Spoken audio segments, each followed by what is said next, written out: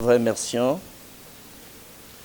Nous avons été officiellement invités comme MLP, notre parti, et nous avons conduit la délégation que vous voyez. Il était question de donner notre lecture par rapport aux consultations. Pour le MLP, nous avons été clairs, ce que vous tous vous connaissez, on a toujours dit que les consultations se font dans un contexte de la crise persistante prévue dans la Constitution et non prévue dans la Constitution. C'est-à-dire, lorsqu'il y a une crise entre le gouvernement et le Parlement, il comprend ici que le gouvernement dont il est question, tel qu'on a rédigé la Constitution, c'est le gouvernement élargi, y compris les actes du chef de l'État. Il y a la crise persistante. Les aspects non prévus dans la Constitution, c'est lorsqu'il y a les parlements qui entrent en conflit avec le pouvoir judiciaire. Vous avez vu les cas de l'opposition du Parlement d'exécuter la décision du Conseil d'État dans les dossiers de Kabound. Ça, nous n'avons pas prévu dans la Constitution. Un autre élément, que lorsque les trois chefs de corps entrent en rébellion contre le chef de l'État, donc le Premier ministre, le président du Sénat et la présidente de l'Assemblée nationale coalisent et entrent en rébellion contre le chef de l'État, ça, on n'a pas prévu la solution dans la Constitution.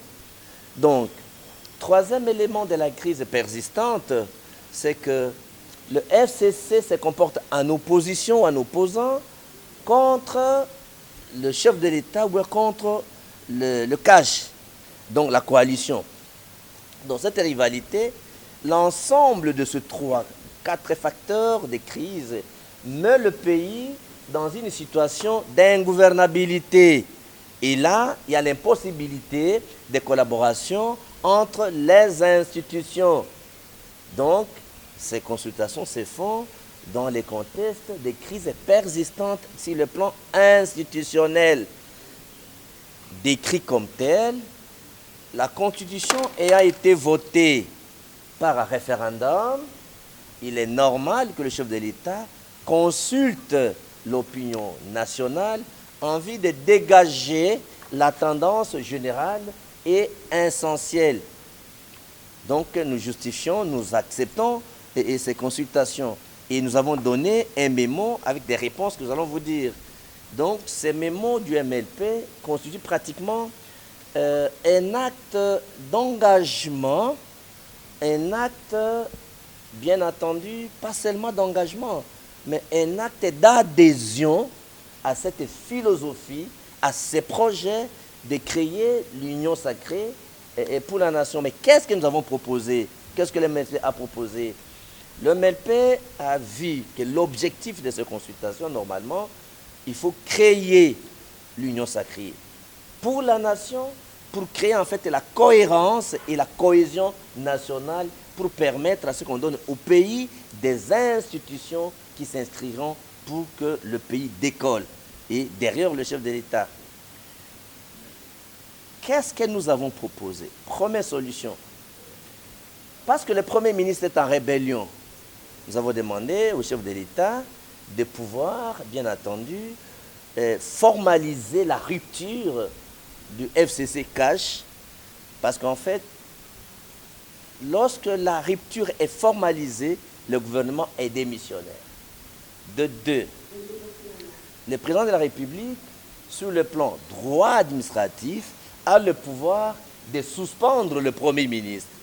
Mais cette suspension ne peut pas dépasser 3 mois. Donc il a le pouvoir de le suspendre.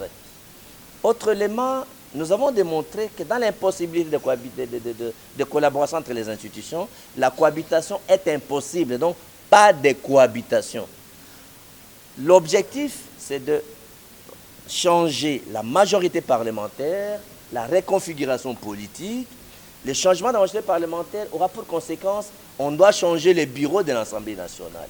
Et pour conséquence, il y aura un nouveau Premier ministre. En défaut du premier plan, il faudra donc dissoudre purement et simplement l'Assemblée nationale. Il n'y aura pas de cohabitation. Voilà un peu la lecture du MLP qu'on a soumis au chef de l'État. Je vous remercie.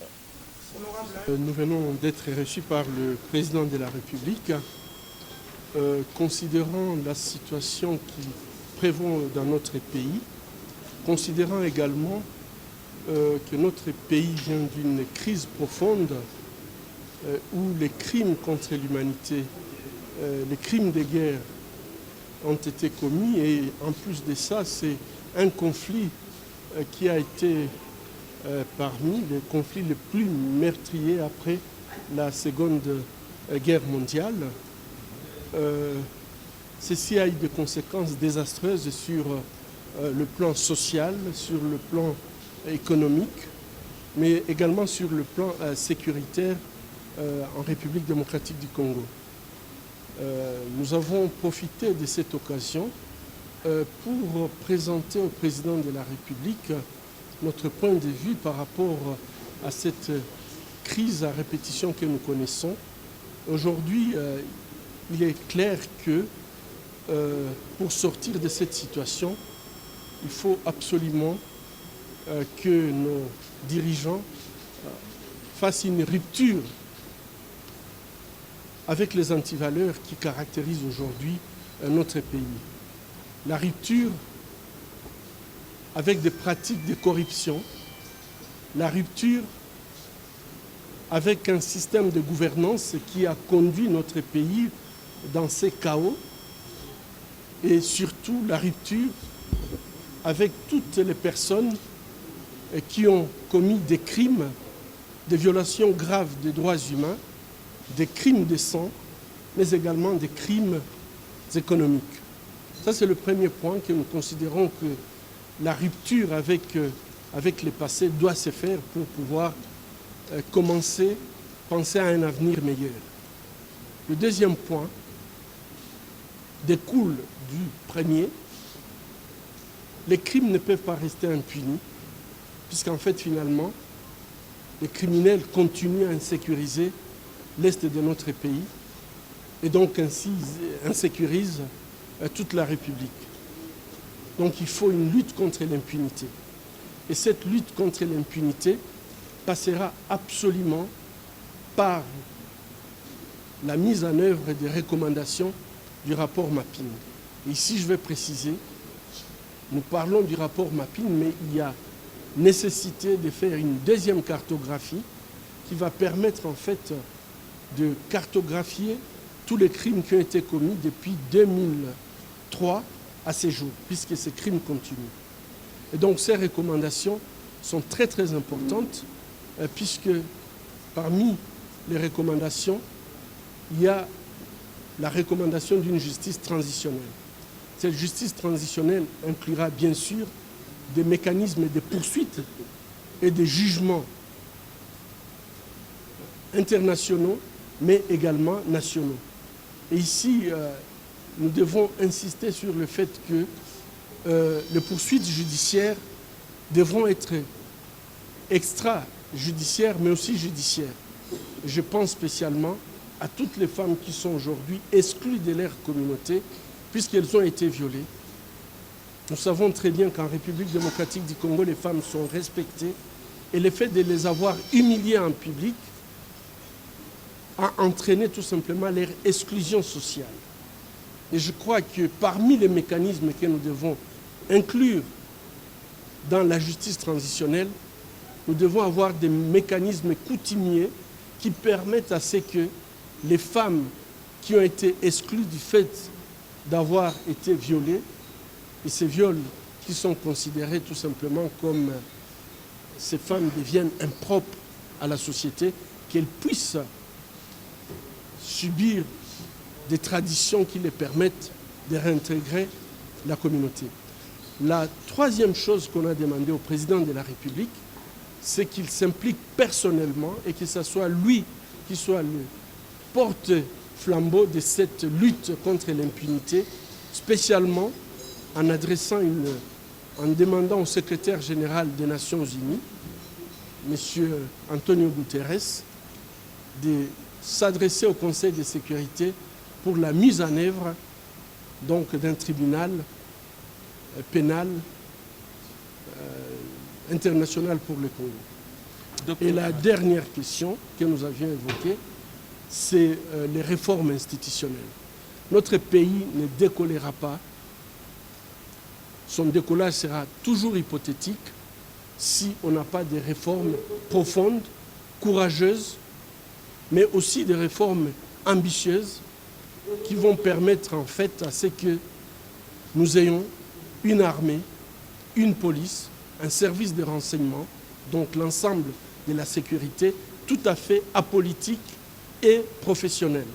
Nous avons également besoin d'avoir, ce qui concerne la justice, la Cour constitutionnelle, la CENI, tout à fait apolitique. Et je crois que ça, c'est capital, puisque quand vous voyez toutes les crises que nous connaissons, c'est puisque chacun veut absolument contrôler les institutions pour se maintenir au pouvoir. Alors que si nous avons des institutions qui sont apolitiques, neutres et professionnelles, chacun pourra faire prévaloir. Bon, écoutez, s'il y a dans la coalition des personnes qui ont commis des crimes, je pense que la coalition ne doit pas être en fait une espèce d'oasis où se cachent les criminels. Je pense que les crimes contre l'humanité nous concernent tous. Les crimes contre l'humanité, on ne devrait pas avoir... Il n'y a pas de prescription par rapport à ces crimes contre l'humanité. Et je crois que moi, je ne connais pas, je ne suis pas juge, mais ce que j'ai dit, si vous êtes dans la coalition et que vous aviez commis des crimes, vous devez répondre de vos crimes. Et je crois qu'aujourd'hui, nous avons un avantage, nous avons un président qui n'a pas trempé dans ces crimes. Au moins ça, nous avons une certitude.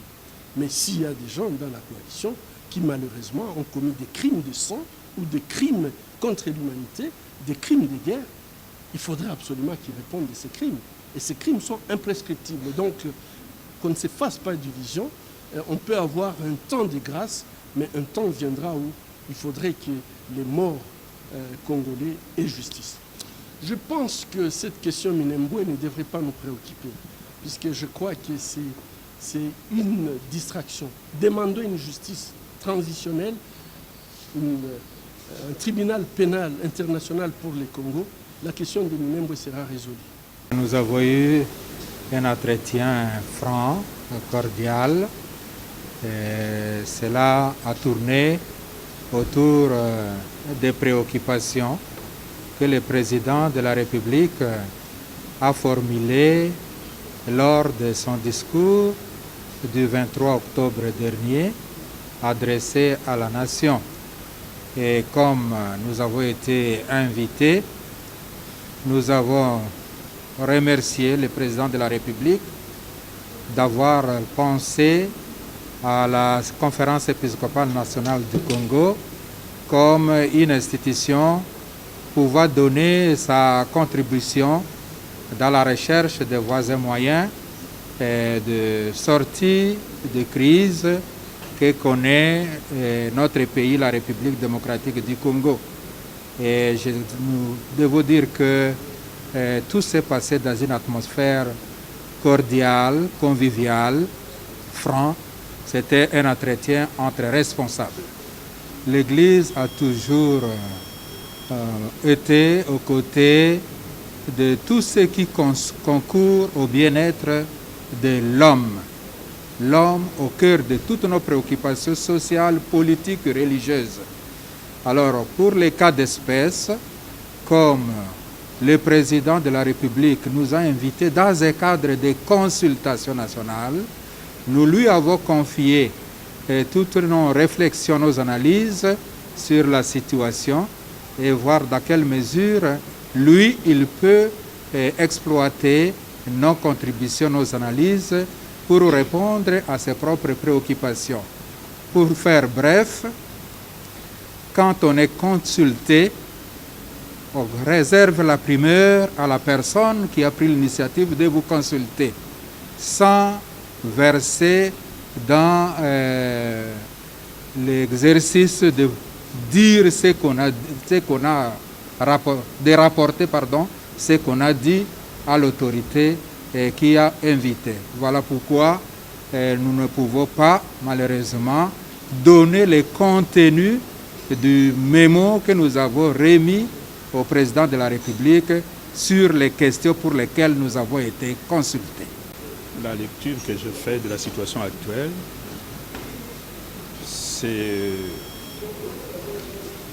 le souci de mon peuple. Je suis venu dans le cadre des consultations pour rapporter au président la situation, je dirais, dramatique que vit le peuple congolais actuellement. Et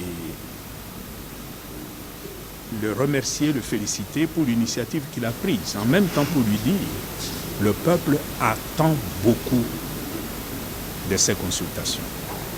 Le peuple ne veut pas que cette consultation soit une énième consultation et que sa situation à lui, comme peuple, continue à se dégrader.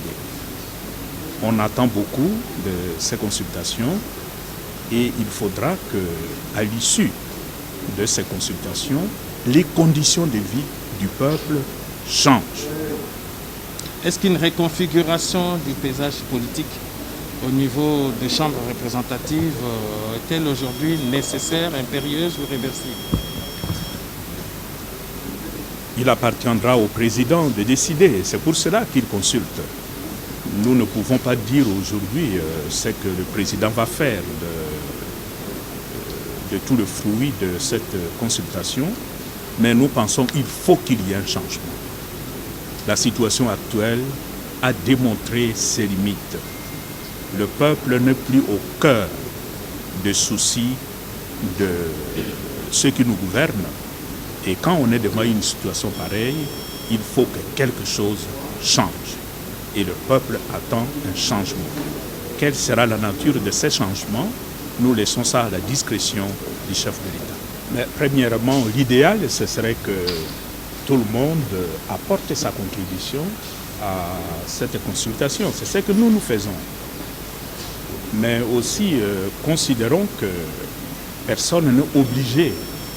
On ne va pas prendre quelqu'un de force à venir donner sa contribution. Mais nous vivons dans une démocratie. C'est aussi une majorité. S'il y a une large majorité qui a apporté sa contribution, je crois que ça peut indiquer au président le chemin dans quelle direction aller.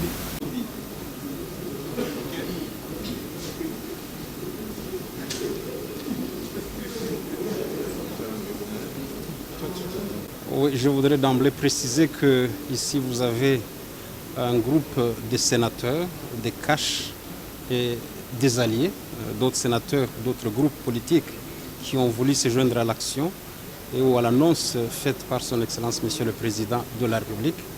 De quoi est-ce qu'il a été question? Nos échanges ont tourné autour de ce soutien que nous devons lui apporter dans la recherche d'une union sacrée pour la nation.